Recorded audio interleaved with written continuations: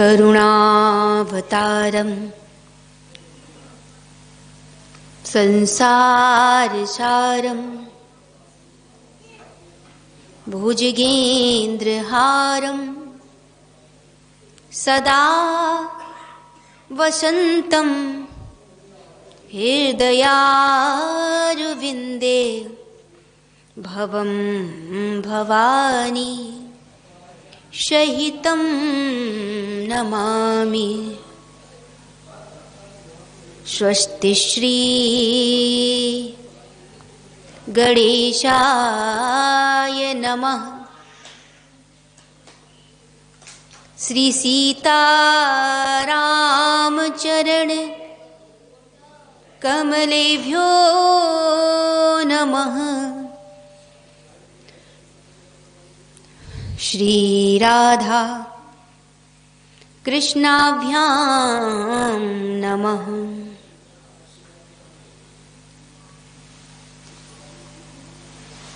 गुरुर्ब्रह्मा गुरुर्विष्णु गुरुर्देवो महेश्वरा गुरुर्साक्षात् परब्रह्म तस्मै श्री गुरवे नमः। आए भाव से भगवान के नाम को गाते हुए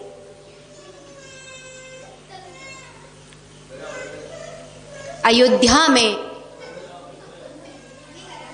पावन अयोध्या धाम में हमारे प्रभु श्री राम लला सरकार विराजमान हुए हैं। अपने दिव्य भव्य मंदिर में प्रभु श्री राम लला सरकार की प्राण प्रतिष्ठा हुई है। तो उन आनंद के क्षणों को, भक्ति प्रेम के क्षणों को हमने बड़े आह्लाद आनंद के साथ जिया। 22 जनवरी को प्रभु श्री राम उस दिव्य भव्य मंदिर में प्राण प्रतिष्ठित हुए। तो उसी तारतम्य में ये एक दिवसीय सत्संग की श्रृंखला मां अन्नपूर्णा लाडली सरकार के पावन प्रेरणा से निरंतर चल रहा है। गांव-गांव में एक दिन प्रभु के नाम के लिए समर्पित करते हुए वहां के मंदिरों में से जुड़ करके भक्तों के भाव से ये श्रृंखला जारी है। और इसी श्रृंखला में ये हमारा जैतपुरा मढ़ी ग्राम, चूंकि माता महारानी के पावन श्री चरणों में मैं अपने भाव निवेदन कर चुकी हूं। जब श्रीमद् भागवत कथा का दिव्य वाचन मां के चरणों में लगभग दो वर्ष पहले हुआ, तो मां की ही प्रेरणा ऐसी हुई,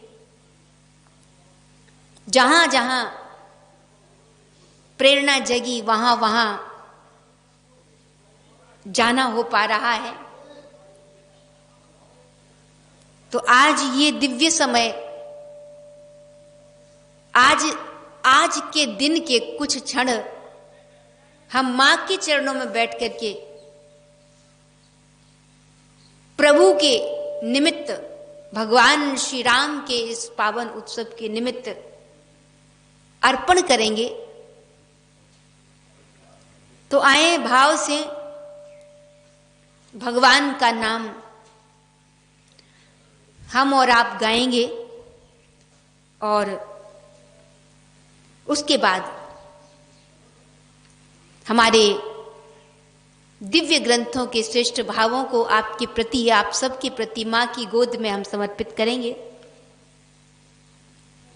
तो आए भगवान नाम के साथ एक शुरुआत करते हैं आज के उस समय की जो मां ने अपने श्री चरणों में बिठा करके हमें भगवान नाम के लिए प्रेरित किया।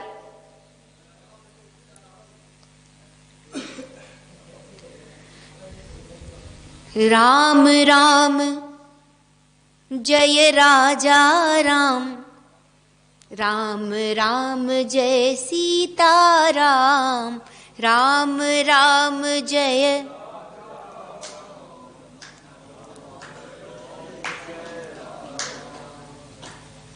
राम राम जय राजा राम, राम राम जय सीता राम।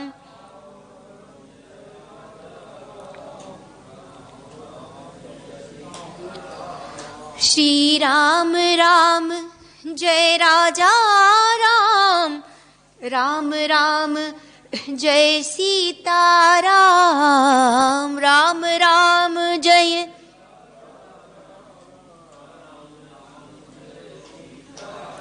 श्री राम राम जय राजा राम, राम राम जय सीता राम।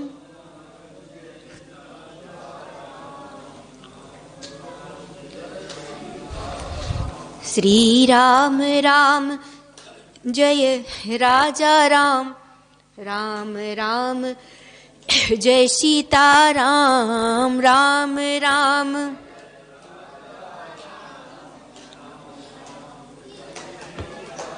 श्री राम राम जय राजा राम, राम राम जय सीता राम, राम राम।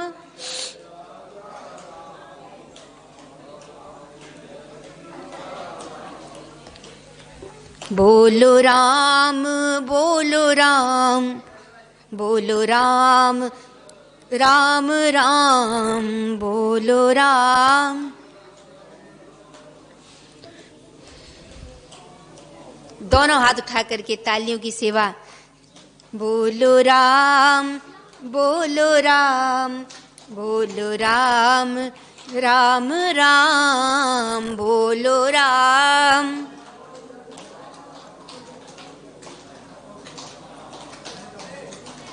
सीताराम सीताराम सीताराम सीताराम सीताराम।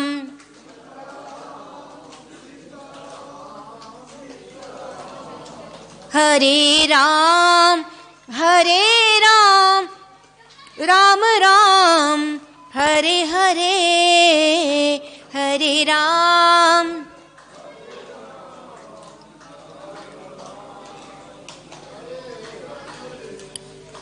हरे राम राम राम हरे हरे, हरे राम।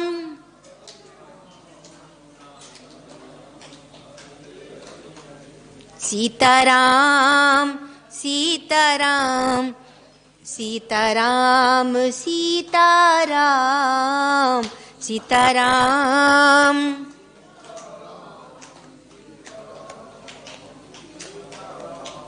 राजा राम राजा राम, राजा राम राजा राम, राजा राम।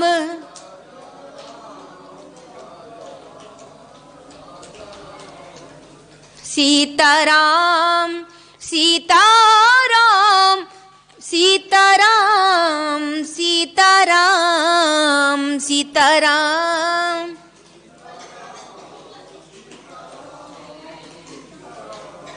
सीताराम सीताराम सीताराम सीताराम सीताराम सीताराम। बोलो राम बोलो राम, बोलो राम बोलो राम बोलो राम।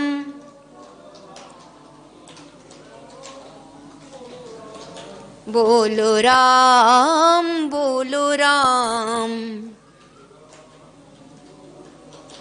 बोलो राम बोलो राम बोलो राम। बोलो राम बोलो राम। बोले सियावर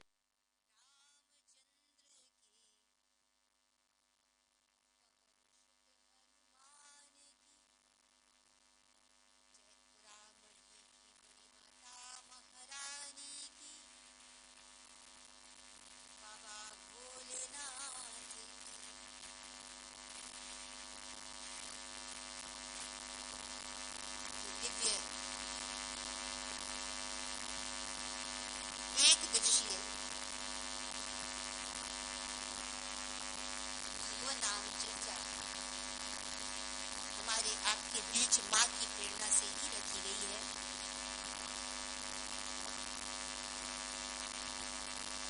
अगर माँ की कृपा न होती तो ऐसा भाव ही न जगता। भाव ही भगवान है और भाव में जो प्रेरणाएं आती हैं वो भगवत प्रेरणाएं होती हैं।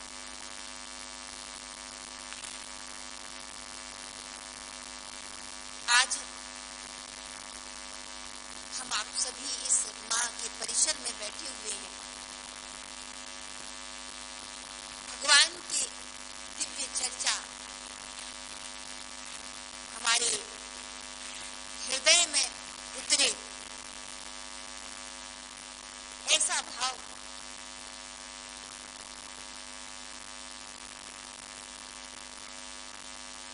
प्रभु श्री राम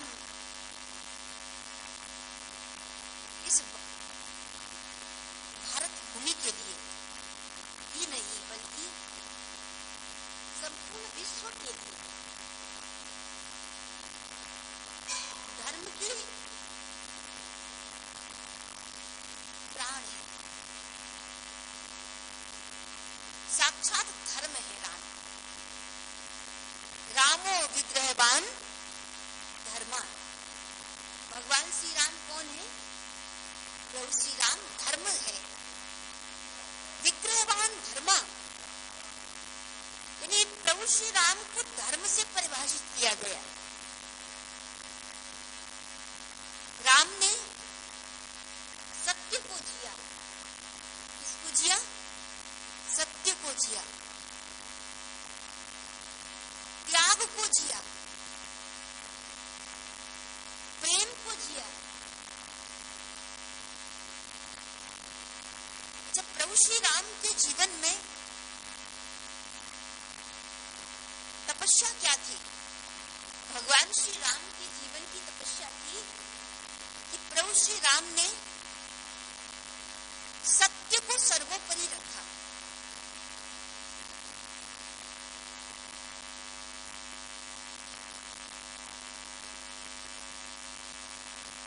धर्म सेतु पालक तुम ताता।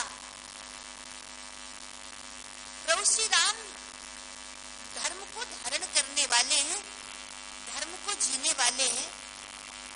और रामायण हमारे राष्ट्र में वो ग्रंथ है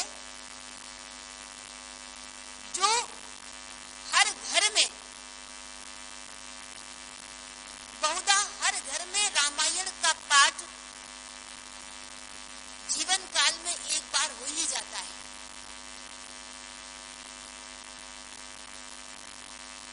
तो रामायण का पाठ होना, रामायण का वाचन होना, अखंड रामायण के पाठ होना, ये हमारे भारत में, हमारी इस दिव्य भूमि पर अखंड रामायण के पाठ हमारे हृदय में प्रभु श्री राम के प्रति वो अनन्य निष्ठा भाव पैदा करते हैं, जहां हमें लगता है कि राम हमारे पराये नहीं है, बल्कि राम स्वयं हमारे ही। हर एक व्यक्ति को ऐसा लगता है कि राम उसके ही है। तो प्रभु श्री राम का जीवन चरित्र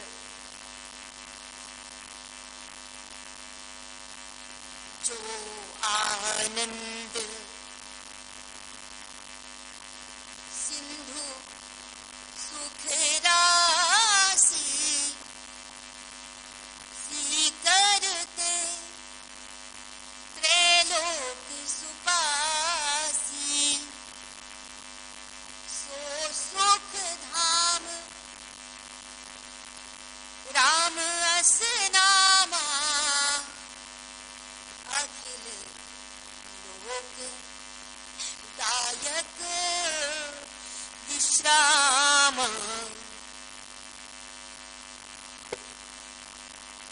सुखधाम है राम, और सुखधाम है राम का नाम।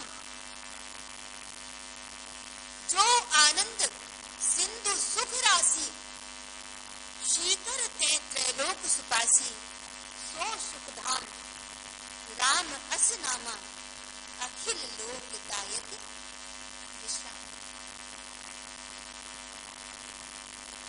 संपूर्ण ब्रह्मांड को एक राम का नाम आनंद से सुख से भर देता है। इसलिए राम का नाम बड़ा सरल है, बड़ा सहज है। कृष्ण के नाम में तो कुछ टेढ़ापन भी है। कन्हैया तो वैसे भी थोड़े टेढ़े हैं,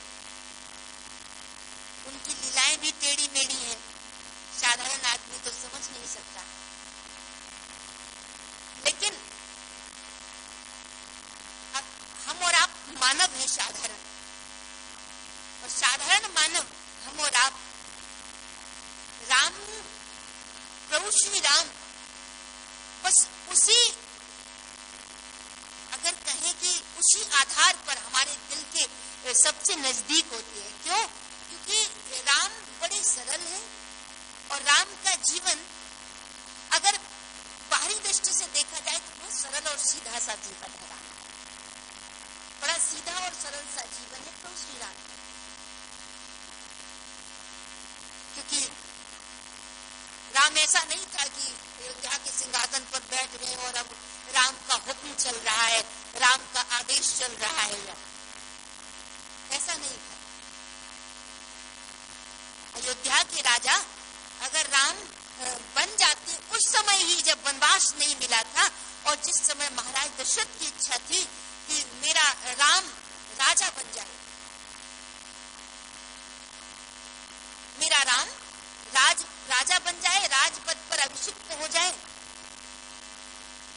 और राम को राजा बनाने के लिए महाराज दशरथ ने पंचों से भी पूछा, जो पांचे ही मत लागे ही नीका, देव हरस ही राम ही जीता।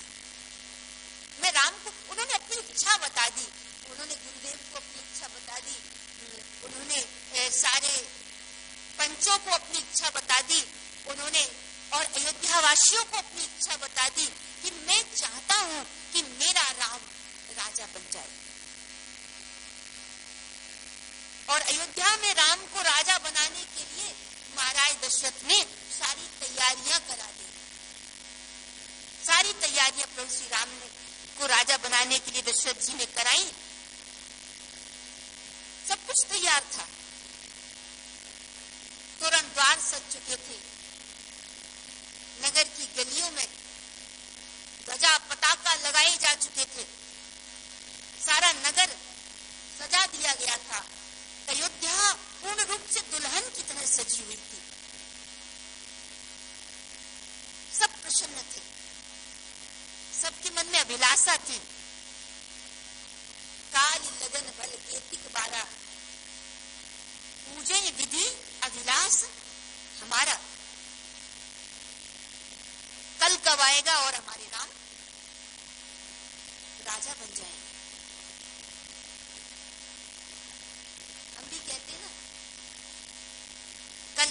पूरा कर लेंगे, कल ऐसा काम कर लेंगे। हम भी कहते कल भजन कर लेंगे। अरे आज भगवान का नाम नहीं ले पा रहे, कल ले लेंगे। तो दशरथ जी ने जब राम के राज्याभिषेक के लिए सारी तैयारियां कर ली तो सारे अयोध्यावासी प्रसन्न, और सबके मन में सबके उर अभिलाष अस कहीं मनाई, महेश आप अछत जुगराज पद राम ही देहु नरेश। सबके हृदय की अभिलाषा राम राजा हो जाए, राम अयोध्या के सिंहासन पर बैठ जाए, राम का राज तिलक हो जाए, राम राजसी वेशभूषा में अलंकृत और अभिषिक्त होकर के हम सबको दर्शन प्रदान करें। लेकिन सबके मन में तो ऐसी अभिलाषा थी। दशरथ से लेकर के एक साधारण से अयोध्या के आम जन तक एक ही इच्छा थी, हमारे राम राजा हो जाए। और उसके लिए वो कल की प्रतीक्षा कर रहे थे कि कल वो समय कब आएगा। इसलिए कहा जाता है कि शुभ के लिए कभी कल की प्रतीक्षा मत करो। रामायण की ये बात हमें बतलाती है कि जब आप शुभ से परिपूर्ण कोई काम करना चाहते हैं तो उसमें अगर आप कहते हो कि कल कर लेंगे, तब समझना चाहिए कि अभी हम उस शुभ कार्य के लिए पूर्ण रूप से संकल्पित नहीं है। काल लगन कल राज्याभिषेक करेंगे, और यही बात बतलाती है कि मन में कोई शुभ संकल्प जागृत हो तो उसको कल के लिए मत छोड़ो, उसको आज के लिए ही कर डालो, क्योंकि कल का कोई पता नहीं है कि कल आने वाला है या नहीं आने वाला है, सांसें चलने वाली हैं या नहीं चलने वाली हैं, ये जीवन कल रहेगा या ना रहेगा, क्योंकि जिंदगी का कोई भरोसा नहीं है। किसी के भी जीवन की श्वासों का कोई भरोसा नहीं है कि आज जो श्वास चल रही है, अभी जो श्वास चल रही है, एक क्षण का भी पता नहीं। कल के लिए कहा कि कल राम का हमारे राज्याभिषेक हो जाए। इच्छा तो सबकी थी, लेकिन संकल्प कब के लिए लिया? कल के लिए लिया। तो शुभ का संकल्प जब भी करो, जब भी कोई अच्छा काम तुम्हारे हृदय में प्रेरणा जगे, जब भी किसी श्रेष्ठ काम की प्रेरणा जगे, जब भी कोई तुम कार्य अच्छाई का करना चाहते हो, तो उसके लिए कभी मत सोचो कि कल करो। आज से ही करो, अभी से करो, इसी क्षण से करो, ऐसा रामायण में भी कहा गया। कल पे मत छोड़ो। कल प्रभु की इच्छा होगी तो कल भी हो जाएगा, लेकिन आज जो हमें मिला है, अभी जो समय मिला है, उसको नहीं छूटना चाहिए। सारी अवध में तैयारी चल रही थी कि राम राजा हो जाएंगे, हमारे राम को राज तिलक हो जाएगा, लेकिन इतने में ही बुद्धि का बिगाड़ आ गया। कहां से? बोले मंथरा की मति से। मंथरा की मति से बुद्धि का बिगाड़ा आया, और मंथरा ने कैकेयी की बुद्धि को बिगाड़ने का जतन करना शुरू कर दिया। कैकेयी की बुद्धि को बिगाड़ने का जतन उसने कहां से किया? उसने झूठ बोल करके, कपट भरी बातें करके, और सबसे पहले तो उसने कैकेयी माता की प्रशंसा करना शुरू किया। उसने कैकेयी को भोला कहा। उसने कैकेयी से कहा कि आप तो बहुत भोली हो, आप तो बहुत सरल मन की हो। देखो, जो राम आपके बेटे नहीं है, उन राम को भी आप कितना प्रेम करती हो। तो उसने प्रशंसा कैकेयी की करना शुरू कर दिया कि आप बहुत भोली भाली हो। तो कैकेयी को अच्छा लगा, और अपनी अपनी प्रशंसा तो सभी को अच्छी लगती है। कोई प्रशंसा की तो बोल दे तो हमें बहुत अच्छा लगता है।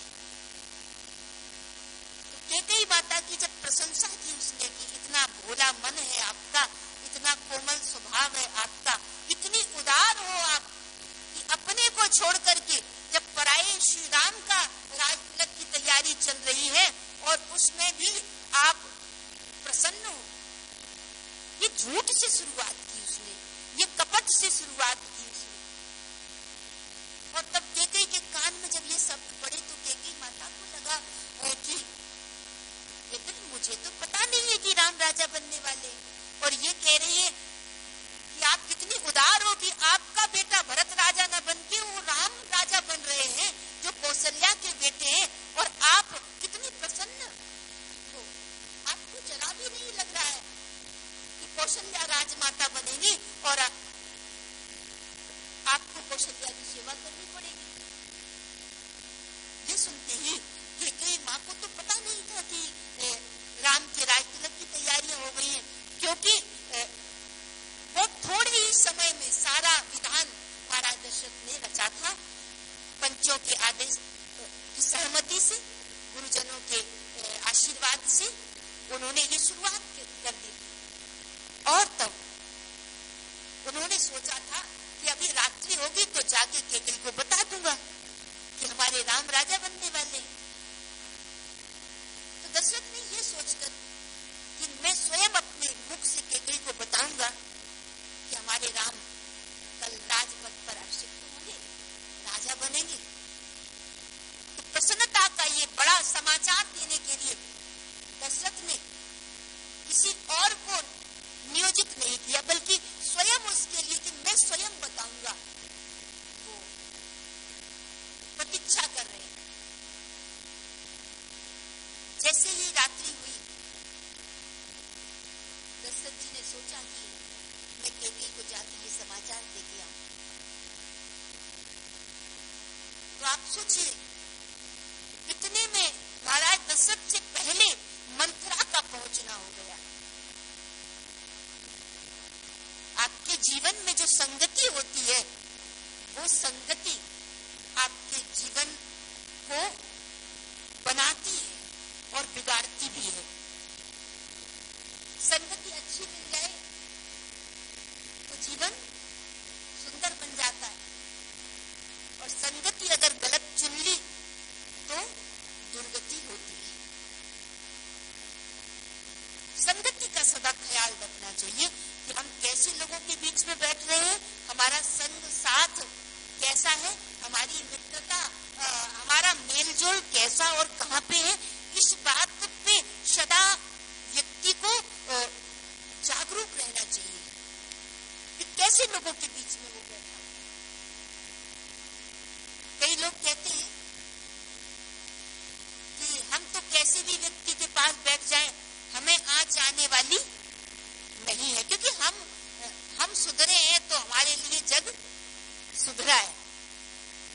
ऐसा सोचते हैं कई बार हम कि जब हम भले हैं तो कोई भी किसी के पास भी हम बैठ जाएं तो हमारा क्या बदलने वाला है।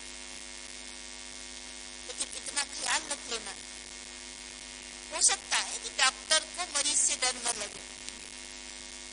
कोई भी मरीज आ जाए लेकिन डॉक्टर को डर नहीं लगता। अगर डॉक्टर डरने लगे मरीज से तो फिर डॉक्टर इलाज कैसे करेगा मरीज का। लेकिन अपनी तुलना डॉक्टर से हमें नहीं करनी, अर्थात अपनी सामर्थ्य हमारी जो है। क्या आप एक गलत व्यक्ति के निकट बैठ करके, उस संगति में बैठ करके अपने आप के सुधार को बनाए रख सकते हो? अगर आपका वो आत्मबल है, अगर आपके पास वो महानता है, तब फिर तो आप अपनी संगति से इसलिए बैठो कि वो सामने वाला सुधर जाए। आप कहोगे हमें नहीं आ जाएगी, लेकिन इतना ख्याल रखना कि आप में वो महानता है या नहीं, कि आप पे किसी का रंग नहीं चढ़ेगा, लेकिन आप अपना रंग किसी पर चढ़ा सको। इस बात का ख्याल रख लेना चाहिए। और एक छोटी सी बात कि आज भले किसी भी व्यक्ति के पास बैठ जाए, पर इतना अवश्य है कि जैसे आग के निकट बैठने से, आग के आप जितने निकट बैठोगे उतना ही आपके भी जलने का है। लेकिन एक बात ये भी है कि अगर आग न भी हो, पर फिर भी अगर कोयला मात्र रखे हो, पर उसके निकट भी अगर बैठ जाओगे ना, चिंगारी नहीं उठ रही है बहुत ज्यादा, आपको समझ में भी नहीं आ रहा है, लेकिन कहीं ना कहीं आपके हाथ काले हो जाएंगे, कहीं ना कहीं कुछ दाग अवश्य लग जाएगा उस निकटता से। तो वैसे ही अपने जीवन में संगति अच्छी हो। गली गली को जल बही आयो, सुरसरी माही समायो, संगति के प्रताप महात्म, नाम गुणोदक पायो। गली का गंदा जल भी जाके गंगा में मिल जाए तो क्या हो जाता है?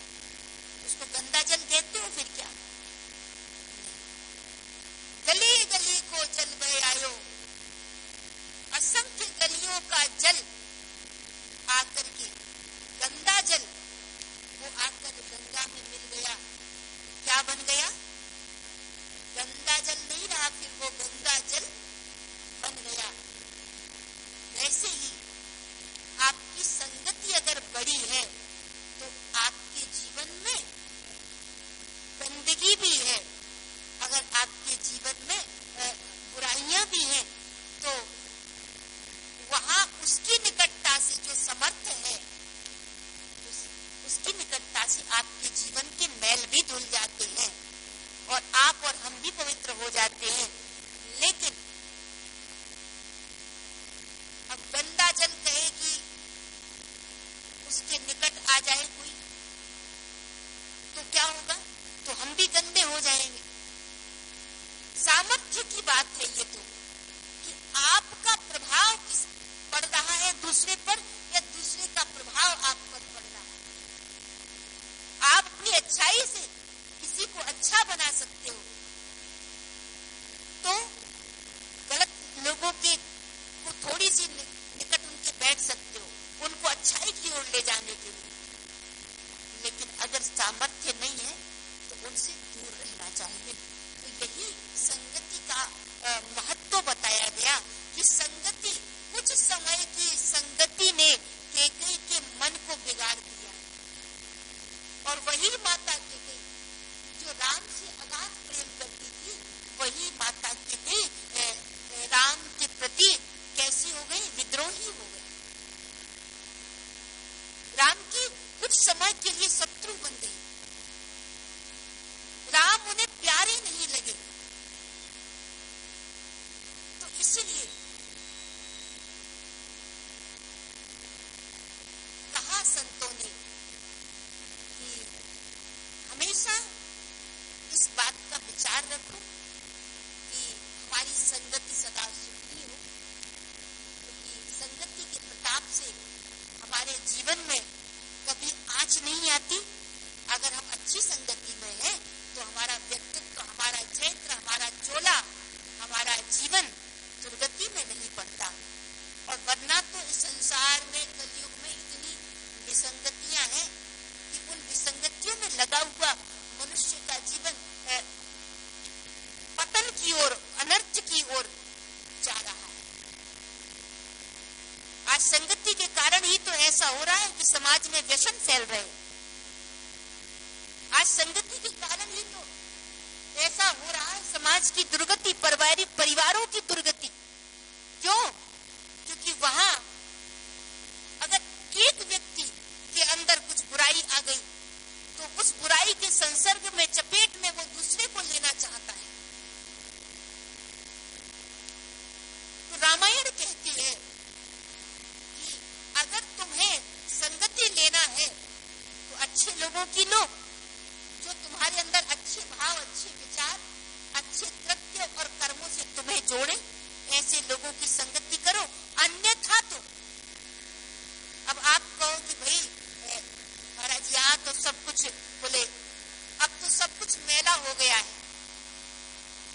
समाज की दुर्गति हो रही है। ये याद रखना कि तब फिर संगति किसकी करनी चाहिए? अगर व्यक्ति अच्छे नहीं मिल रहे तो संगति करो किनकी? श्रेष्ठ ग्रंथों की संगति करो, रामायण की संगति करो, गीता की संगति करो, भागवत दिव्य ग्रंथों की संगति करो। इनकी संगति आप करोगे तो आपके जीवन कभी दुसंग में नहीं पड़ेगा। को न कुसंगति पाई नशाई, रहे न नीच मते चतुराई। तो मति हमारी तभी शुद्ध रह सकती है जब हमने इसको कौन किसकी संगति दी है।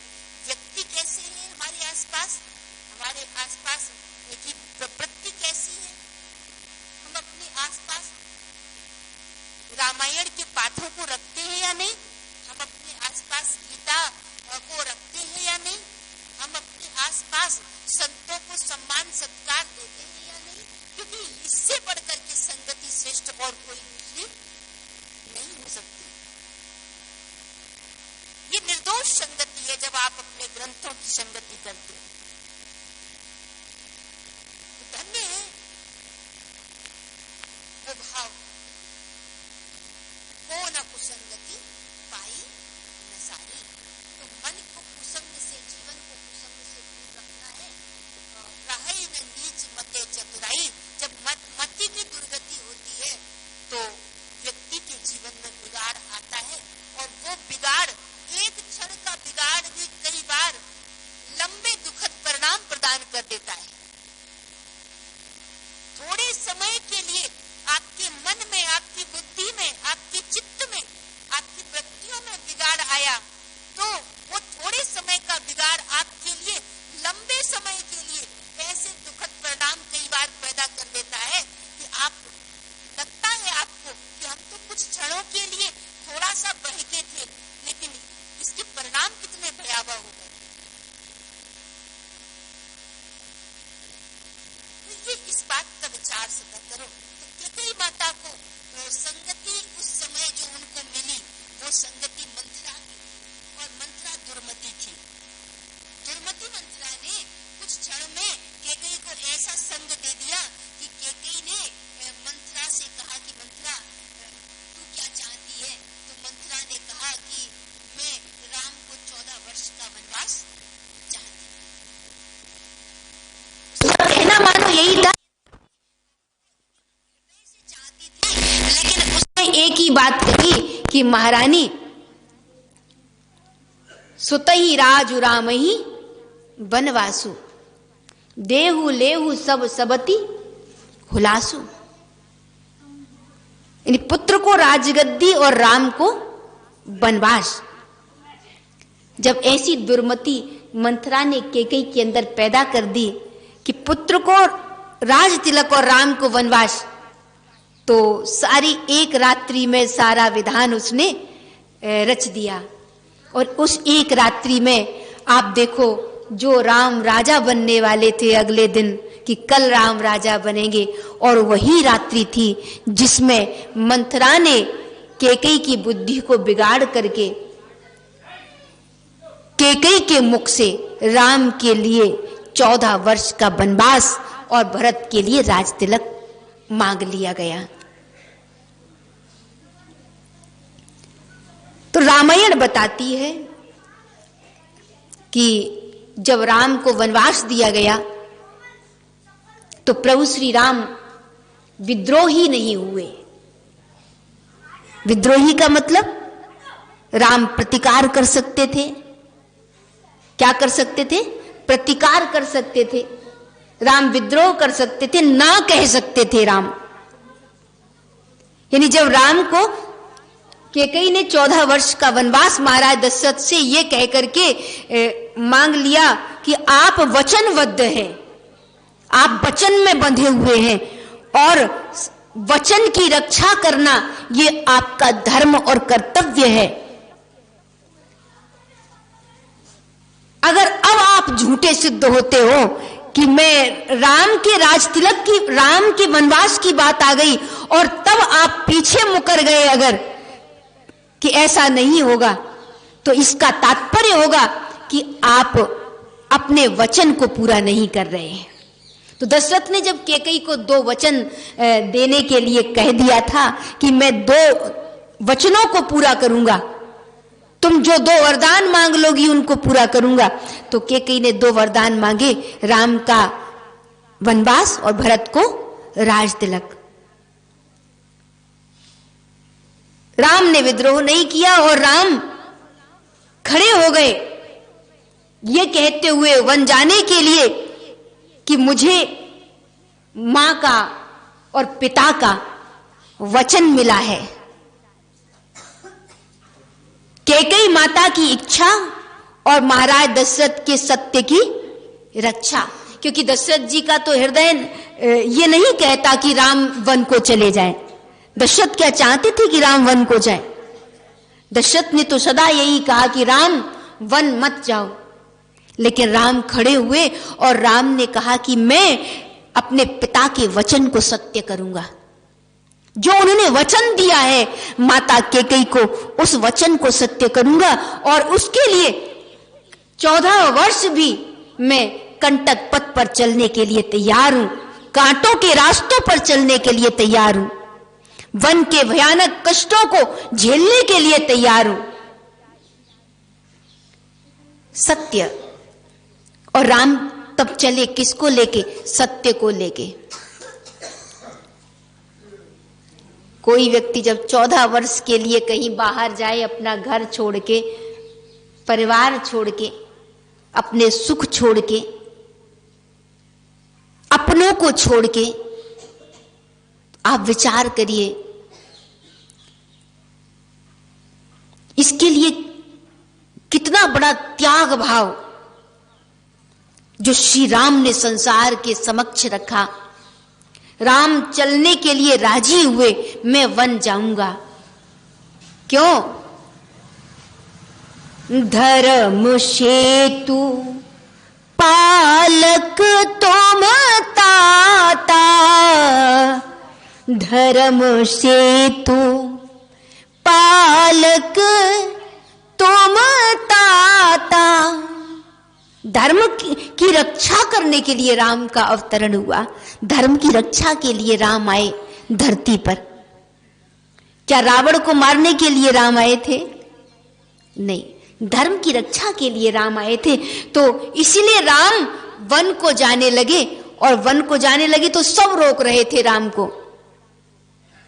सारे अयोध्यावासी राम को रोक रहे थे और कह रहे थे कि राघव वन को मत जाओ, राम हमें छोड़कर वन मत जाओ, अयोध्या को छोड़कर मत जाओ। एक मंथरा कैकेयी के कहने पर, अगर एक कैकेयी माता के कहने पर तुम वन को जा रहे हो राम, तो हम हजारों लाखों अवधवासियों का कहना यह है कि तुम्हें वन नहीं जाना चाहिए। लेकिन प्रभु श्री राम ने एक कैकेयी की बात को स्वीकार किया। क्यों किया? अच्छा, कोई 10 लोग एक बात को कह रहे हो, 100 लोग कह रहे हो, या और दूसरा एक व्यक्ति अपनी बात को कह रहा हो, तो आप 100 की सुनोगे या 1 की सुनोगे? 100 की सुनने की कोशिश करोगे आप, क्योंकि आप कहोगे कि जब 100 लोग एक बात कह रहे हैं तो मुझे 1 की नहीं बल्कि इन 100 की सुनना चाहिए, क्योंकि ये 100 मेरे साथ हैं, 100 लोग मेरे हित की बात कर रहे हैं। लेकिन राम ने उन एक कैकेयी माता के द्वारा जब कहा गया तो कैकेयी की बात को स्वीकार कर लिया, और वो हजारों अवधवासी कह रहे थे उनको राम ने स्वीकार नहीं किया, क्योंकि राम ने धर्म को जाना। राम ने जाना कि धर्म वो नहीं है जिसमें अपने सुख के लिए जिया जाए, बल्कि धर्म वो है जिसमें दूसरे के सुख के लिए जिया जाता है। अपने लाभ के लिए जब हम सोचते हैं, सिर्फ अपने लाभ के बारे में सोचते हैं, तो ये लालच हमें भ्रष्टता की ओर लेकर के जाता है। लेकिन जब हम दूसरे के लाभ के लिए सोचते हैं तो वो हमें कहां लेके जाता है? उदारता की ओर लेकर के जाता है। आज हर व्यक्ति बहुधा अपने लाभ की चिंता करता है और संसार में ऐसा लोभ बढ़ा, अपने लाभ की चिंता में हम रहते हैं, लेकिन उसमें दूसरे का कितना हित हो रहा है, उसमें दूसरे का कितना भला हो रहा है। कोई काम करने से पहले आप लाभ की चिंता करते हो या ये भला हो रहा है इसकी चिंता करते हो? संत कहते ना कि लाभ का उल्टा क्या है? भला। लेकिन हम किसी का भला करेंगे तो हमें लाभ मिलता है, ये स्वाभाविक है। जब आप किसी की मदद करते हो, जब आप किसी का साथ देते हो अच्छे के लिए, तो उस साथ के देने से आप पर लौट करके आता है, उसका प्रताप, उसके परिणाम आपके पास लौट करके अच्छे ही आते। लेकिन जब परिणामों को आप ये लेकर के चलने लगते हो कि परिणाम सिर्फ मेरे हित में हो, जहां मैं और मेरापन अर्थात मेरे हित का भाव होता है, जहां सबके हित का भाव नहीं है तुम्हारे कृत्य में, तो तुम्हारा कृत्य धर्म नहीं कहा जा सकता है, वो कर्म धर्म नहीं कहा जा सकता जिसमें दूसरे को लाभ ना हो, दूसरों का भला ना हो। लोग कहते हैं ना कि महाराज हम भजन क्या करें, हमें भजन करने की आवश्यकता नहीं है। क्यों? बोले कहते हैं हम तो खूब कर्म करते हैं, और रामायण में कहा गया कि कर्म प्रधान विश्व करी राखा। तो हम तो कर्मशील हैं, ये बैठ के राम राम रटने में ये हमें जचता नहीं है। कई लोग कहते हैं ना कि बैठ करके 4 घंटे राम राम में बैठे रहो, बोले कृष्ण नाम में बैठे रहो, राधे राधे भजते रहो, बोले हमें ये जचता नहीं है। क्यों? क्योंकि ये तो हम अकर्मण्य हो गए। ऐसा लोग कहते हैं कि बस राम राम रटते रहो, कृष्ण कृष्ण रटते रहो, ये अकर्मण्यता है। तो हम तो कर्म पे भरोसा रखते हैं, तो हम कर्म करते। भाई आप कर्म करते हो, लेकिन आपके कर्म से कितनों का हित हो रहा है? अगर आप कर्म को प्रधानता देते हो और आप जीवन में कभी भगवान का नाम नहीं लेते, कोई बात नहीं, कभी आपने भगवान का नाम नहीं लिया बैठ करके 1 घंटे 2 घंटे, कभी आपके मुख पे राम नहीं आया, कभी आपके मुख पे कृष्ण नहीं आया, कभी आपने राधे राधे नहीं भजा, लेकिन आप कहते हो हम तो बस कर्म करते। तो भैया विचार कर लेना कि कर्म करते हो, लेकिन वो कर्म ही तो कर्म है सच्चा, जिसमें दूसरों का हित तुम कितना कर रहे हो। अगर तुम्हारे कर्म में दूसरों का हित नहीं छुपा है, तो तुम अपने को बड़ा कर्मयोगी मानते हो, तो ये निरा झूठ है। कर्मयोगी वो नहीं है कि जो बस अपनी धुन में लगा है, अपने स्वार्थ के लिए लगा है करने धरने में, वो कर्मयोगी नहीं है। कर्मयोगी अगर माला लेकर न भी बैठे तो भी वो कर्मयोगी है। क्यों? क्योंकि उसका कर्म ऐसा रहता है जिस कर्म के द्वारा उसके कईयों का हित छुपा होता है, उसको कर्मयोगी बोलते हैं। तो हम कहते हैं कि हम तो खूब कर्म करते हैं महाराज और मौज से पाते हैं, खूब हम तो मेहनत करते हैं, कमाते हैं और खाते हैं। ठीक है, आपने कितनी भी मेहनत की, आपने मेहनत करके ही कमाया और खाया, लेकिन आपने मेहनत करके खुद कमा लिया, खा लिया, लेकिन आपसे कितनों का हित हुआ, कितनों को लाभ हुआ, कितनों की मदद हुई, कितनों को साथ मिला, कितनों को बल मिला, इसका भी तो विचार करना चाहिए। अन्यथा तो हमारा और आपका कर्म निरा थोथा कर्म है। तो कर्म योगी वो है जो अपने जीवन में कर्म के द्वारा दूसरों की मदद करता है, वो कर्म योगी है। बोली श्री राधा रानी सरकार की, सीता मैया की। तो लोग कहते हैं हम तो कर्म योगी हैं, तो कर्म योगी वही है जिसके जीवन में धर्म है। और धर्म कहता है कि अगर तुम्हारा कर्म पर के हित से नहीं जुड़ा है तो तुम्हारा कर्म कर्म नहीं है। वो क्या है? वो तो सिर्फ एक ऐसा कृत्य मात्र है जो तुम अपने लाभ के लिए करते जा रहे हो, अर्थात तुम कर्मयोगी नहीं बल्कि कोलू के बैल हो। क्या हो? कोलू के बैल हो। कर्मयोगी तो वो है कि तुमने हाथ पांव चलाए, मेहनत की, तो तुमसे दूसरों को भी हित हुआ। और वरना तो कोलू के बैल की तरह तुमने लगे लगे ना बहुत सारा प्राप्त कर लिया, लेकिन तुमसे किसी का हित नहीं हुआ, तो तुम कोलू के बैल कहे जाओगे। तो लोग ये परिभाषा को बदल देते हैं। लोग कहते हैं ना कि हम तो कभी माला लेके नहीं बैठते, हम तो कभी भजन नहीं करते, हम तो कभी राम राम नहीं जपते, हम तो कभी रामायण पाठ में नहीं जाते, हम तो कभी भागवत जी होती, हम तो कभी कान भी नहीं लगाते, दूर से ही नमस्कार कर लेते, महाराज हो गया बहुत। क्यों? क्योंकि भाई हम तो कर्म करने वाले आदमी हैं। तुम एक बार अपने जेहन में विचार कर लेना कि तुम कर्म करने वाले योगी हो या कोलू के वो बैल हो जो जीवन भर लगे रहे सिर्फ अपने लिए और एक दिन लगे लगे इस संसार से विदा हो गए। फिर कितने?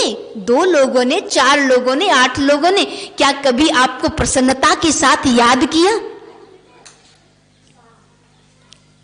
तो यही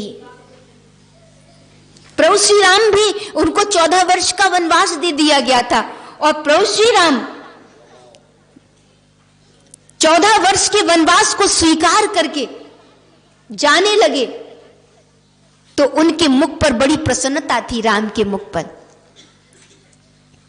राम के मुख पर जरा भी व्याकुलता नहीं थी। राम के मुख पर जरा भी चिंताएं नहीं थी।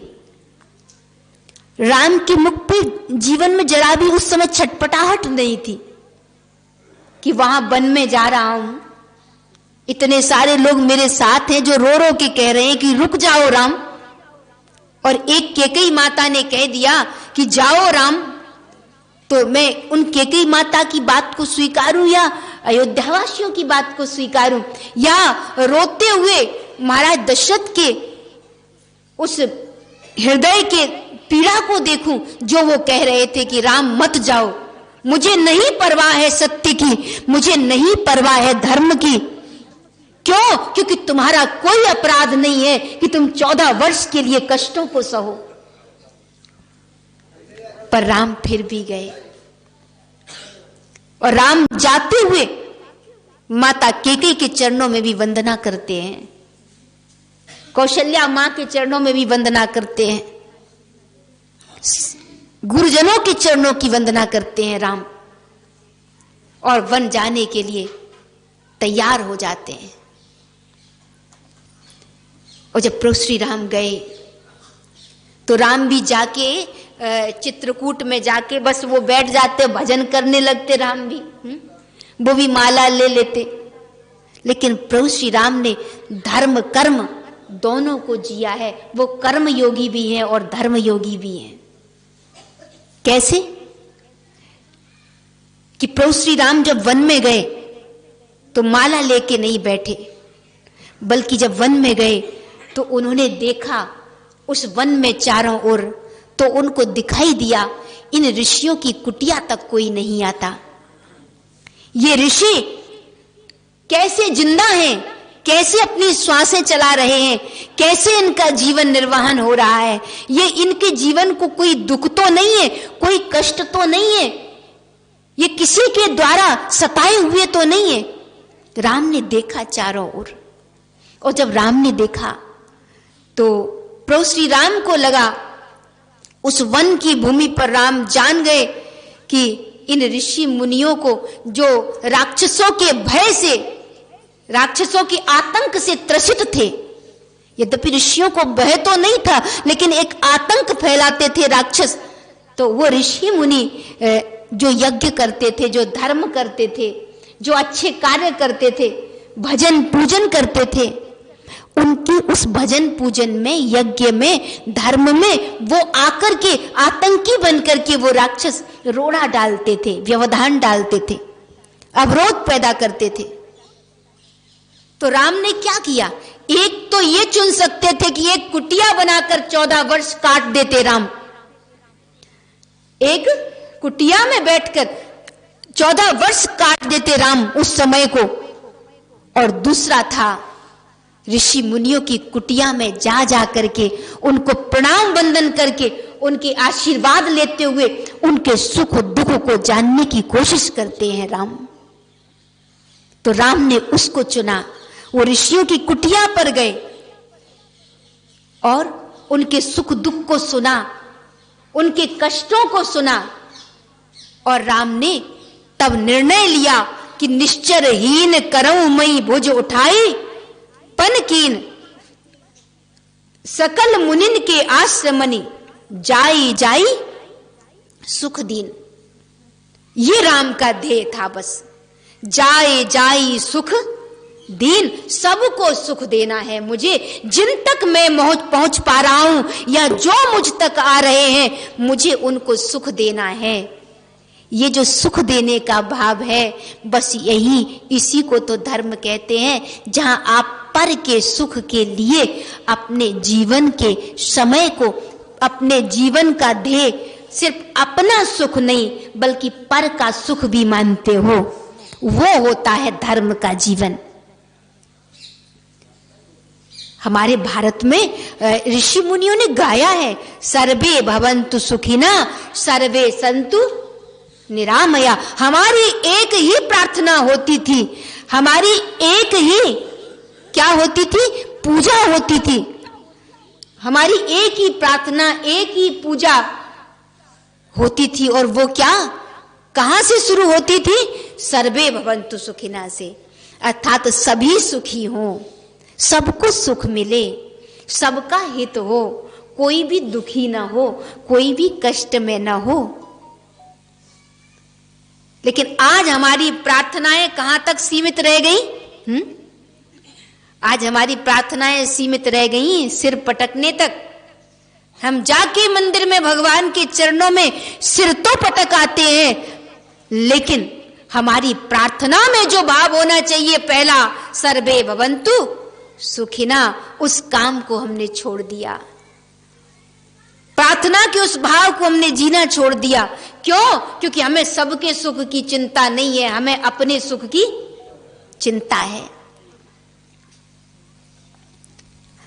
और अपने सुख के लिए भी जीते जीते हम ये चाहते हैं कि दूसरों के सुख भी वो सारे हमें ही मिल जाएं।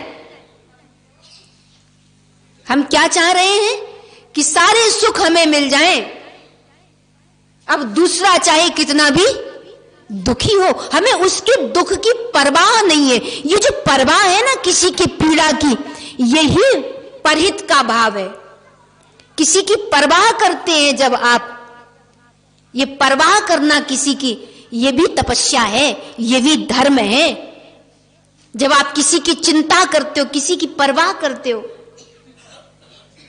एक पौधा सूख रहा हो, आपके घर के गमले में एक पौधा सूख रहा हो, और उसमें किसी ने लगा दिया, घर के किसी सदस्य ने उस पौधे को, और आप क्या कर रहे हो? बोले आप उस पौधे को सूखता हुआ देख रहे हो, लेकिन फिर भी उसमें जल नहीं डाल रहे हो। आपको दिखाई दे रहा है कि मेरे घर में पड़ा हुआ ये पौधा, इस गमले में लगा हुआ, ये सूख रहा है, ये मुरझा रहा है, लेकिन हम उसमें एक लोटा जल नहीं डालते हैं और उसको सूखने देते हैं।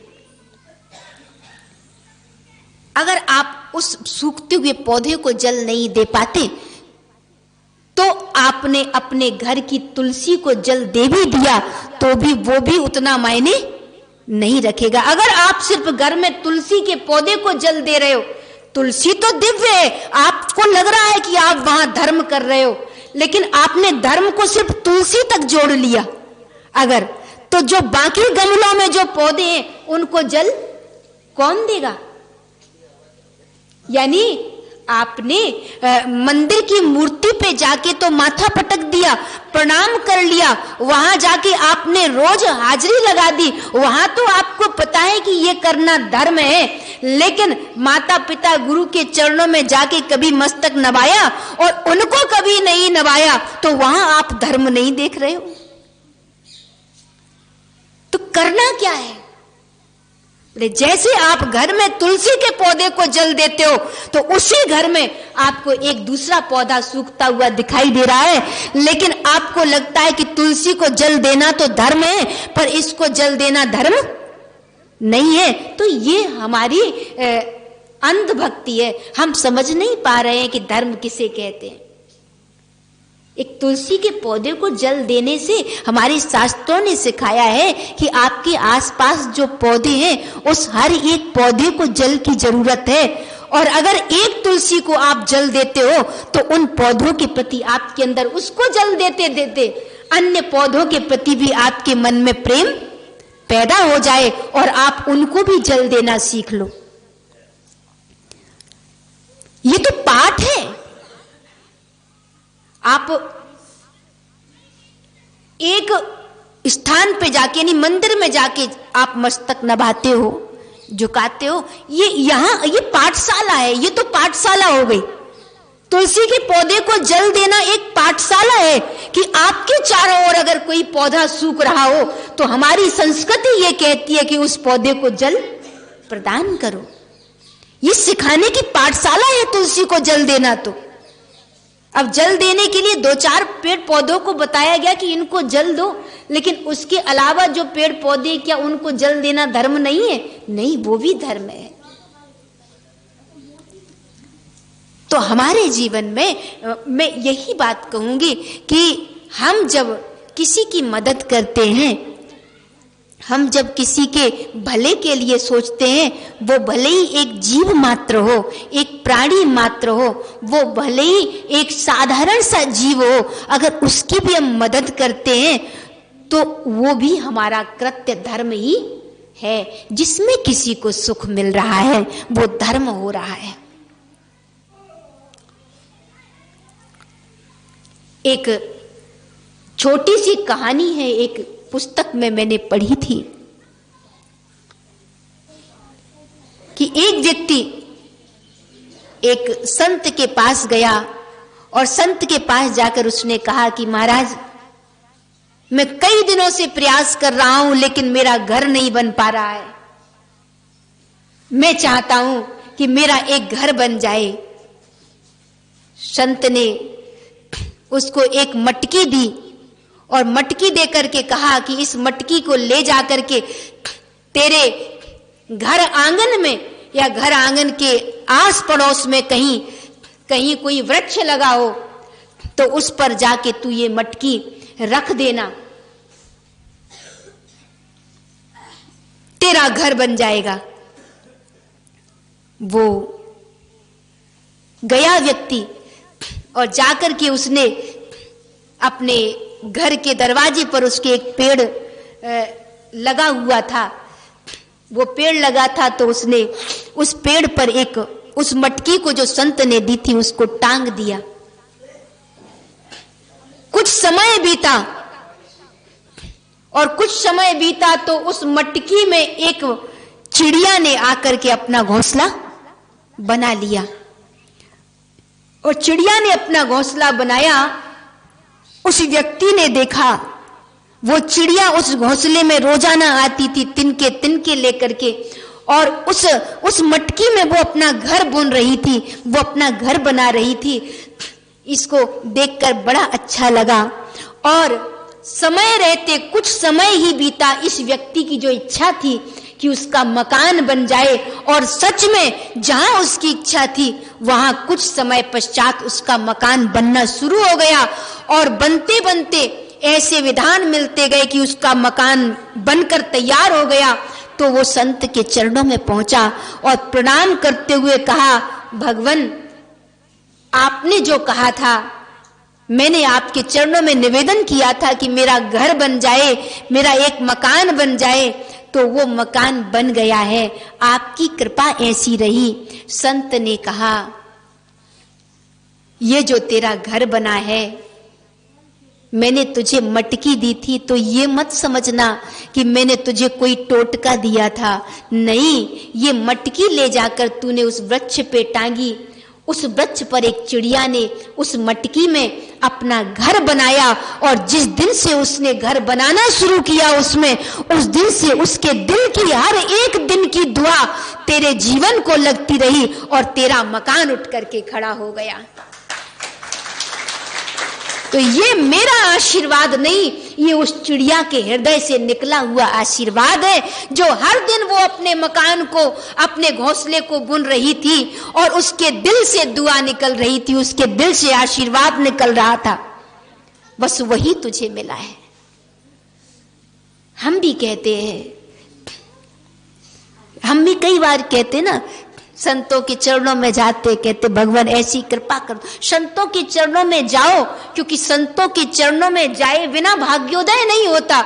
उनके पास जीवन के मंत्र होते हैं, उनके पास एक तपस्या होती है, उनके पास वो आशीर्वाद होते हैं जो हमारे जीवन में निश्चय ही बड़े बदलाव लाते हैं, हमारे जीवन को बदल के रख देते हैं, आशीर्वादों से भर देते हैं। लेकिन संत भी यही कहते हैं कि मेरे आशीर्वादों में, हमारे आशीर्वादों में प्रताप हो, ऐसा ही नहीं है, बल्कि तुम्हारी श्रद्धा अगर तुम्हारे अंदर है तो हमारे चरणों में आके बैठ जाते हो तो तुम्हारा भला हो जाता है। अकेले हमारे चरण ही प्रभाव पैदा नहीं करते, बल्कि तुम्हारा आचरण भी प्रभाव पैदा करता है। तो जैसे किसी की मदद करना ये धर्म है, किसी का सहायता करना ये धर्म है, किसी के हित के लिए एक छोटा सा काम कर देना ये भी धर्म है, जिसमें किसी को सुख मिल रहा है। अच्छा, किसी ने आपसे पानी मांगा या किसी को प्यास लग रही हो और उसने बताया कि मुझे पीने के लिए पानी नहीं है, आपने उसको एक लोटा जल पिला दिया तो उसकी आत्मा को कितनी तृप्ति मिली। वो जो तृप्ति है वही आशीर्वाद है। वो जो तृप्ति है सामने वाले को जो तुम्हारे कृत्य से मिली, वही धर्म पैदा होता है। तो रामायण कहती है कि जब प्रभु श्री राम ने हाथ उठा करके कहा, निश्चरहीन करऊ मई भुज उठाई, पन कीन शकल मुनिन के आश्रमनि, जाई जाई सुख दीन। सबके आश्रमों पे जाकर के उनको सुख देने की कोशिश करूंगा। तो यही धर्म है, किसी को तुम्हारे कारण कोई दुखी ना हो, तुम्हारे कार्य से किसी को कष्ट ना हो, तुम्हारे बोलने से, तुम्हारी वाणी से कोई आहत ना हो। और जब तुम ऐसा कर पाते हो, जब तुम दूसरे के सुख के लिए जीते हो, तो तुम्हारे सुख की परवाह परमात्मा के हृदय में होती है। तुम दूसरे के सुख के लिए जीते हो तो उसको पता है कि ये दूसरे के सुख के लिए जी रहा है, अपने सुख भी दूसरों में बांट रहा है, तो भगवान तुम्हारे सुखों के भंडार को बड़ा बनाता चला जाता है, ताकि भगवान कहता है ये अपने जीवन में अपने भंडार से सुखों को बांटता ही रहे। जो देने लगता है, देना शुरू कर देता है, उसको मिलना शुरू हो जाता है। जो देना शुरू कर देता है उसको मिलना शुरू हो जाता है, और जो चपेटना शुरू कर देता है उसके जीवन में एक ना एक दिन पेट की विकृति अवश्य पैदा हो जाती है, अर्थात उन्हें एक ना एक दिन अपच जरूर पैदा होती है। जरूर ऐसा रोग पैदा हो जाए। रोग का मतलब शारीरिक भाव से ही नहीं है, रोग का मतलब है उसके मन विचार, उसका जीवन में कहीं ना कहीं वो किसी ना किसी चपेट में अवश्य आ ही जाता है। क्यों न मार मुर्गी को डालूं, सारे अंडे साथ निकालूं, हो जाऊंगा माला माल, मिटे रोज का ये जंजाल। पढ़ा तो होगा सबने। क्यों न मार मुर्गी को डालूं, सारे अंडे साथ निकालूं, हो जाऊंगा माला माल। माला माल तो हुआ नहीं, बल्कि माथा पकड़ करके उसको रोना पड़ा। हम भी सोचते हैं कि हम भी माला माल हो जाएंगे। अरे भाई, दूसरे के सुख के लिए कौन समय दे, दूसरे की मदद के लिए कौन समय खर्च करे, कौन संपत्ति खर्च करे, कौन शरीर खर्च करे। लेकिन याद रखिए, जो अपने तन को, जो अपने मन को, जो अपने धन को, जो अपनी संपदा को, जो अपने सुखों को बांटते हैं, उनके जीवन में सुख उनकी झोली में अपने आप ही आकर के भरपूर गिरने लगते हैं। देखो, राम सुख बांटने के लिए निकले थे, और प्रभु श्री राम जब सुख बांटने के लिए निकले थे,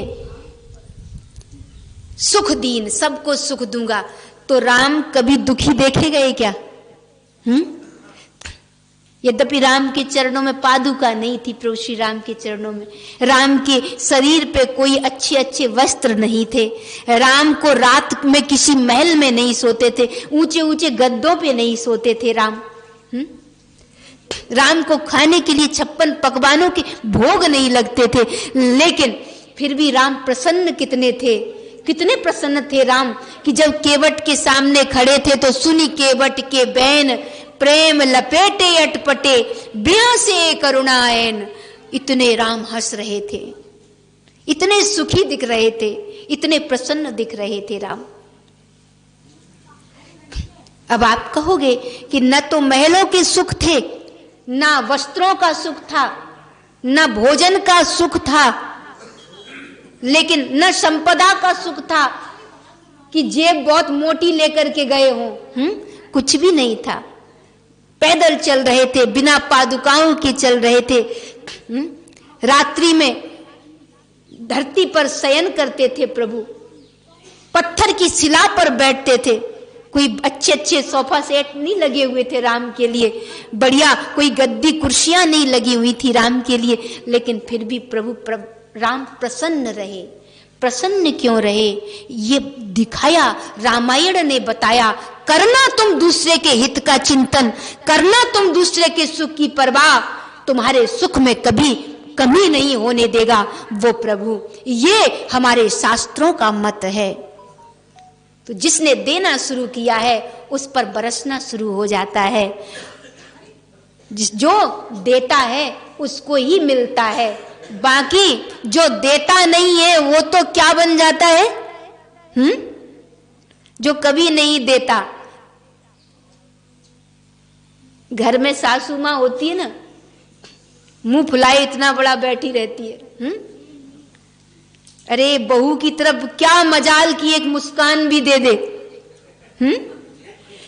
एक मुस्कान भी नहीं देती। अगर एक मुस्कान दे दूंगी तो मेरी बहू माला माल हो जाएगी, तो सवेरे से इतना बड़ा मुंह लेके बैठती है। लेकिन एक मुस्कान देके तो देखो अपने घर की बहू को। अगर आप एक मुस्कान दोगी तो हजारों मुस्कान तुम्हारे ऊपर लौटेंगी। अगर आप एक परवाह, एक क्षण की परवाह दिखाओगी तो हजारों क्षणों का प्यार वो बहू तुम पर लुटाएगी। लेकिन हम क्या सोचते हैं कि बहू घर में है तो बोले बहू घर में आई तो वो तो काम करने के लिए आई है। बुरा मत मानना जो सासू माएं बैठी है, क्योंकि बहू तो वो भी नहीं है, वो बहू भी है और वो सास भी है। तो दोनों परिप्रेक्ष्य में तो जहां देना है, यानी बहू आई है घर में, तो वो बहू, उसको ये मत मानना कि वो सिर्फ तुम्हारे घर में काम करने के लिए आई हुई है।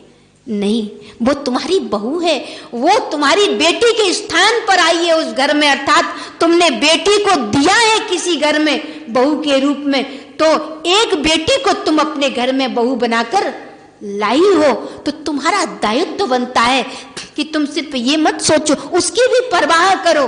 क्योंकि अगर तुम, मैंने कहा ना, एक क्षण की परवाह उसको दिखाओगी कि तुम उसकी परवाह करती हो, तो वो कई क्षणों का प्यार तुम पर लुटा देगी, लेकिन उसके जीवन में कोई कष्ट आए और आप सासू माँ बनी बैठी रहे, अर्थात मुंह फुलाए बैठी रहे कि आज तो ये काम ही नहीं कर रही है, तो ऐसा मत सोचना। उसकी परवाह करना, उसका साथ देना, उसको, ताकि वो उस कठिन समय को सहन कर सके, वो उस कठिन समय को स्वीकार कर सके। लेकिन हम क्या सोचते, हम परवाह नहीं करते एक दूसरे की, इसलिए प्यार में कमी आती है। अगर बहू सास की परवाह करे और सास बहू की परवाह करे तो प्रेम कभी नहीं घट सकता। लेकिन समय आते हैं जब हम परवाह करना बंद कर देते हैं, इसलिए प्रेम में कमी आ जाती है। इसलिए परवाह करिए अपनों की, परवाह करिए अपने आसपास के लोगों की, परवाह करिए जिन्हें प्यार की जरूरत है उनकी। मत भूलिए कि बांटने से ही मिलता है। कई सासू माताएं कहती हैं कि हमें तो कभी प्यार मिला ही नहीं, हमारी तो कभी सेवा हुई ही नहीं, हमारी तो कभी भी बात मानी ही नहीं गई। भाई, सास और बहू में यहाँ आदेश नहीं है, बल्कि यहाँ क्या है, यहाँ प्रेम है। घर और परिवार, ये कोई बॉस और एम्प्लॉय का खेल नहीं चलता है। यहाँ घर और परिवार में यानी आप बॉस हो और वो कर्मचारी है, ऐसा नहीं है, बल्कि आप दोनों ही अपनी अपनी जगह पर उस संबंध से जुड़ी हुई हो। तो समझ कहती है कि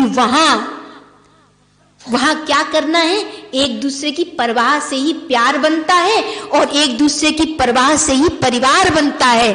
तो प्यार और परिवार को बनाए रखने के लिए अगर हम एक दूसरे की परवाह करते रहेंगे तो हमारा प्यार सदा सदा के लिए बना रहेगा। राम ने वही परवाह की, मैं सबका हित कर पाऊं। तो वो व्यक्ति जो इतना लालची हो जाता है कि मुझे ही सारे अंडे मिल जाएं, क्यों ना मार मुर्गी को डालूं सारे अंडे, साथ निकालूं हो जाऊंगा माला माल, मैं माला माल हो जाऊं। और जब ऐसी सोच आती है, ये लालच आता है, तो उस लालच के परिणाम से एक दिन तुम अपने पथ को भ्रष्ट कर लेते हो, और जब तुम पथ को भ्रष्ट कर लेते हो तो तुम्हें ही उसको भोगना होता है। कभी लालच मत करो, कभी लोभ मत करो, कभी लाभ की चिंता मत करो। बिना लाभ की चिंता के तुम दूसरों का भला करो। अगर तुम दूसरों का भला करते जाओगे, उसमें तुम्हारा कुछ भी लाभ नहीं है, तो भी तुम्हारा भला होता चला जाएगा, क्योंकि तुमने बीज डाले हैं, और जो बीज तुमने डाले हैं वो तुम्हें निश्चय ही सुख देंगे। अच्छे बीज डालो इस संसार में सदा। जिस समय पांडवों को वनवास मिला, अज्ञातवास मिला, तो वन में गए। वहां वन में एक समय की बात है जब उस वन में वो थोड़ा सा भटक गए, और भटक गए तो पांचों पांडवों को बड़ी प्यास लगी, और पानी की खोज करते करते वो एक तालाब के किनारे पर पहुंचे। एक एक करके पहुंचे पांचों पांडव। जब प्यास लगी वन में तो युधिष्ठिर जी ने कहा नकुल और सहदेव से कि जाओ, जाकर के देखो कहीं से जल मिले हमें। नकुल सहदेव गए तो सहदेव पहुंचे, लेकिन जहां जल था वहां प्रश्न गूंज रहे थे कि प्रश्नों का जवाब हमें प्रदान करो, तब तुम जल ग्रहण करो। जोर की प्यास लगी हुई थी, सहदेव ने जवाब नहीं दिया, तो उस सरोवर पर जो यक्ष रहता था, उस यक्ष ने कहा कि अगर तुम इसका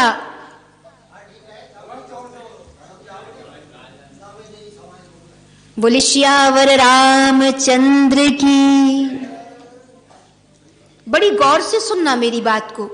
एक साधारण सी बात है, लेकिन कितनी हृदय को स्पर्श करती है कि सारे पांडव प्यास से व्याकुल होकर के चले जा रहे हैं। जब सहदेव पहुंचे सरोवर पर जल लाने के लिए, लेकिन उन्होंने सोचा जल में पहले मैं पान कर लूं, उसके बाद लेकर के जाऊंगा।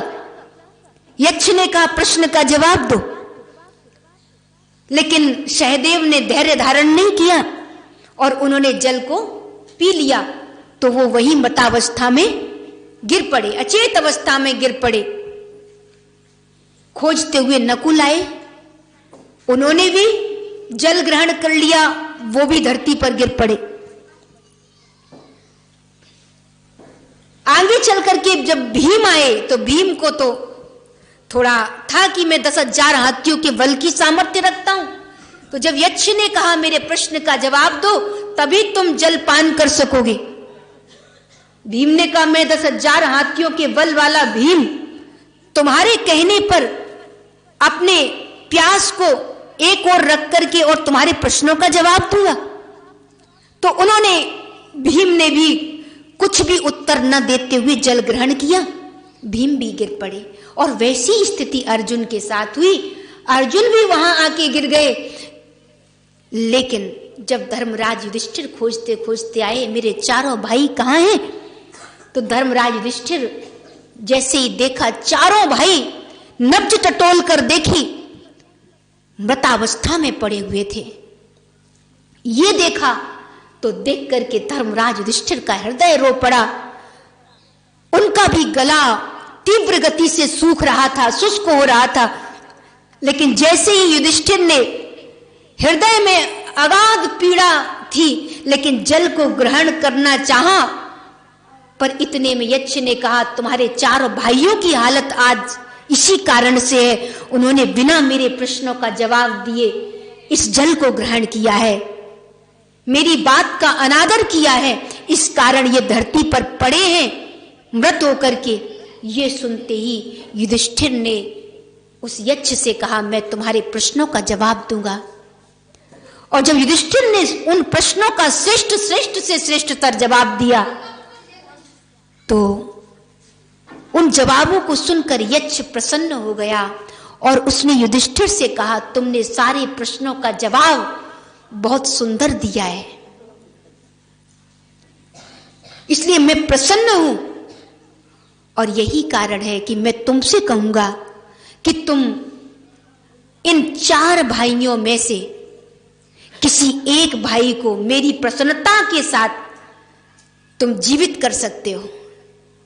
अब ये तुम्हारा निर्णय है कि तुम कौन से भाई के प्राणदान चाहते हो, ये तुम निर्णय करोगे कि तुम्हारे किस भाई को मैं जिंदा कर दूं, जिला दूं, श्वास दे दूं। युधिष्ठिर ने देखा, एक क्षण के लिए युधिष्ठिर रुक गए और युधिष्ठिर ने कहा कि मैं चाहता हूं कि नकुल को प्राणदान दिया जाए। जैसे ही ये शब्द कहे वैसे ही यक्ष ने कहा धर्मराज युधिष्ठिर तुमने ऐसा क्यों कहा, तुम 10,000 हाथियों के बल वाले भीम को जिला सकते थे, तुम महानतम धनुर्धर भाई अपने अर्जुन को प्राणदान दिलवा सकते थे, लेकिन तुमने नकुल के लिए कहा कि नकुल को प्राणदान दे दो, इसका कारण क्या है? युधिष्ठिर ने कहा मैं कुंती का पुत्र हूं, मेरे पिता पांडु जिनकी 2 पत्नियां माता कुंती और माता माद्री, कुंती का एक पुत्र ये युधिष्ठिर जिंदा है अभी, इसलिए मैं चाहता हूं कि मेरी माता माद्री का भी एक पुत्र अवश्य जिंदा रहे, उसको प्राणदान मिलना चाहिए, इसलिए मैं नकुल के लिए कहूंगा। यक्ष ने कहा धन्य है धर्मराज, तुमने यहां धर्म की एक श्रेष्ठ व्याख्या कर दी, तुमने बता दिया कि जहां सुख की भावना दूसरे के लिए करी जाती है, यानी मेरी माता को तो कहीं ना कहीं मैं सुख दे दूंगा, ये तुमने विचार किया, लेकिन माद्री के सुख की परवाह करते हुए तुमने उस विमाता की, सौतेली माता के सुख की तुमने परवाह की, इसलिए मैं सिर्फ एक नकुल को ही नहीं बल्कि 4 भाइयों को प्राणदान देता हूं। तो धन्य है वो जिसके जीवन में ऐसा धर्म जीवंत हो जाता है जिसमें सिर्फ अपने और अपनों के सुख की बात नहीं होती, जिसमें सबके सुख की बात होती है। यही धर्म है, यही धर्म की श्रेष्ठता है। तो धन्य थे प्रभु श्री राम जिन्होंने सबके सुख की बात की। और सबके सुख की बात करते हुए मेरे प्रभु श्री राम उस 14 वर्ष के वन को हंस करके उन्होंने स्वीकार किया। हंसकर उस 14 वर्ष की अवधि को उन्होंने प्रसन्नता के साथ बिताया। कोई मलाल नहीं था, किसी का अपमान नहीं था। राम के जीवन में सबका सम्मान था। किसी पर राम ने कीचड़ नहीं उछाला, बल्कि सब पर करुणामय भाव से देखा है। किसी का भी राम ने बुरा नहीं चाहा, यहां तक कि मंथरा का भी बुरा नहीं चाहा राम ने कभी। रावण का भी, जो परम शत्रु था राम का, उस रावण का भी राम ने कभी बुरा नहीं चाहा। काज हमारो तासु हित होई, रिपुसन कहू बत कही सोई। रावण का भी हित हो जाए, वो जतन राम करते रहे। तो यही हित का भाव जब आप सबके प्रति रखते हो तो हमारा हित अपने आप ही प्रभु कृपा से होता चला जाता है। ये नियम है प्रकृति का कि बीज डालोगे तो अंकुरित और फलित होंगे। वैसे ही तुम अच्छे भाव इस संसार में बोओगे, अच्छे कर्म बोओगे, अच्छे कृत्य करोगे तो परमात्मा की कृपा तुम्हारे ऊपर, हमारे ऊपर अवश्य बरसती ही चली जाती है। किसी को अपमानित करके हम सम्मानित हो न पाएंगे। किसी पर कीचड़ उछाले तो छींटे हम पे भी आएंगे। नफरतों की आग में हम यूं ही झुलस जाएंगे। नफरतों की आग में हम यूं ही झुलस जाएंगे। ये तो तय है कि जो बोएंगे वही हम यहां पाएंगे। जो बोएंगे वही हम यहां पाएंगे। तो जो बोएंगे वही मिलने वाला है, वही प्राप्त होने वाला है। लेकिन जब आप किसी का हित नहीं करते ना, किसी की मदद नहीं करते, किसी को अपना नहीं मानते, किसी के परहित की कभी इच्छा भी नहीं करते हो, तो उससे सिर्फ इतना ही होता है कि हमारा जीवन धर्म से रहित हो जाता है। हम लालची बन जाते हैं, हम लोभी बन जाते हैं, हम स्वार्थी बन जाते हैं और हम इतने संकुचित हो जाते हैं कि अपने अलावा हमें कोई दूसरा दिखाई ही नहीं देता है। और ऐसे स्वार्थी, लालची, लोभी और कोल्हू के बैल जो बन करके लगे रहते हैं, ऐसे लोग अपने जीवन में कितनी ही उनको चाहे गद्दी मिल जाए, चाहे कितनी संपदा मिल जाए, लेकिन उनको चाहे कितने बड़े महल में बैठ जाएं, लेकिन सुख उनको मिलने वाला नहीं है। क्योंकि सुख महलों से नहीं होता है, सुख महलों से नहीं होता। सुख तुम्हारी तिजोरी में कितना धन पड़ा है इससे नहीं होता है। सुख किससे होता है? बोले सुख तब होता है जब तुम्हारी आत्मा का सुख किसी की आत्मा को सुख प्रदान कर रहा है, तब तुम्हें सुख मिलता है। अन्यथा सुख प्राप्त करने का कोई दुनिया में दूसरा साधन नहीं है, कोई स्थान नहीं है। तो महल सुख नहीं देते, वो माहौल सुख देता है जो पर के प्रेम की भावना से भरा हो, वो माहौल सुख देता है। आज रामायण का जो ये जागरण की यात्रा, यानी राम को जगाने की यात्रा, राम अयोध्या धाम में आए, ऐसे ये यात्रा जो करी जा रही है मेरे द्वारा, ये इसीलिए की जा रही है कि हम राम को समझ पाएं। क्योंकि जब तक हम राम के चरित्र को नहीं जानेंगे, हम अपने परिवार में कभी भी सुख प्राप्त नहीं कर सकेंगे।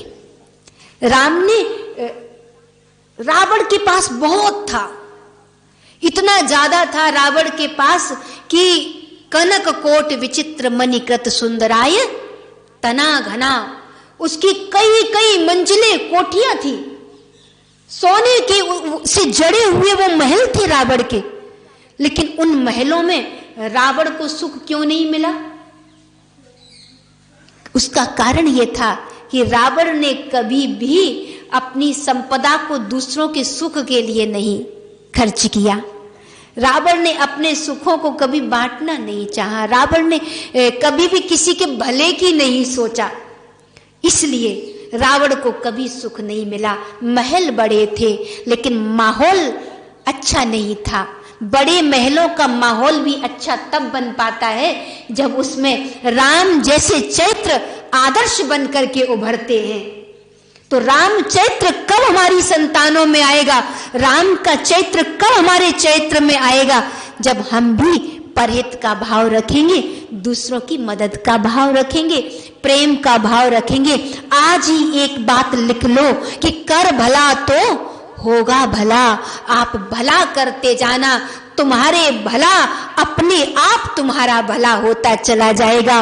लोग संतों के चरणों में जाके अपने दुख गिनाते हैं, लेकिन मैं यही कहूंगी कि संतों के चरणों में जाकर ये मत कहना महाराज हमारा भला कर दो। नहीं, संत भी यही कहेगा, जा बेटा तू किसी का भला कर देना, तेरा भला अपने आप ही होता रहेगा। तो वही करने के लिए राम हर द्वार पर गए, हर कुटिया पर गए, हर जगह गए, कोने कोने पर गए राम, और वहां राम ने करुणावान होकर के सबका साथ दिया, सबको प्रेम दिया। यहाँ तक कि कैकेयी माता के प्रति भी कोई दुर्भावना नहीं रखी। और इसीलिए राम ने जो इस संसार को दिखाया कि मैं भी एक साधारण मानव बनकर के आया, लेकिन जिसने जो बोया उसने वो पाया। तो इसलिए इस संसार में धर्म, माला का धर्म तो करिए ही, लेकिन माला के साथ साथ अपने कर्म को भी धर्म बनाइए। और तुम्हारे कर्म को धर्म बनाने वाली एक ही चीज होती है, और वो ये कि तुम्हारे कर्म से किसी का मन न दुखे, किसी का हृदय न दुखे, किसी की आत्मा न दुखे। बस वही धर्म है, और वही राम को जीना है, और वही रामायण को जीना है। बस इतना ही कहूंगी। 2 बार प्रभु नाम लूंगी और उसके बाद फिर आरती होगी। तो प्रभु नाम बड़े भाव के साथ हम और आप लेंगे। बोल